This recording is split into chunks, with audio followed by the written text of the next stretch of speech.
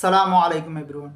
ছোটকাল থেকে শুনতে আসছি মামা বাড়ি নাকি রসের হাড়ি, কিন্তু কে জানতো যে রসের হাড়ির রসগুলো এতটা তিতা হবে, এতটা তীক্ষ্ণ হবে, কে জানতো।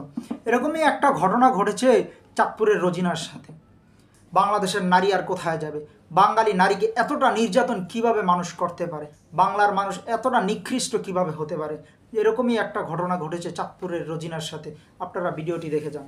ঢাকায় আমার বোনের কাছে আসছিলাম, আমার বোনের কাছে নিয়ে আমার পার্লার কাজ দিব, হে কথা কই আর না আমার এসব খারাপ কাজ করাইছে, অনেক অত্যাচার করছে। আমার মামা আমার ধরে না, মাথা ফাটে রক্ত টয়লেটে বেড়ে আসছে, মামা আমার বাসন, আমার হুইল সাবান হুইল গুলিয়া খাওয়াইছে বক বইরা বইরা।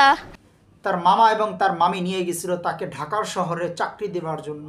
তাকে বলছিল যে নাকি পার্লারে কাজ দিবে, কিন্তু পার্লারের কাজটা যে এতটা বিষাক্ত হয়ে পড়বে কে জানতো।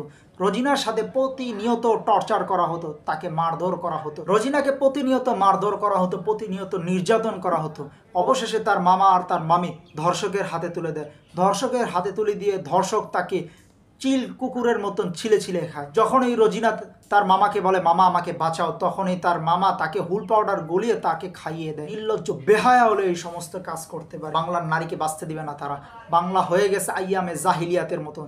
জাহিলিয়াতে যেভাবে নারীদের কোনো সম্মান ছিল না, নারীদের কোনো ইজ্জত ছিল না, সেই রকম হয়ে গেছে।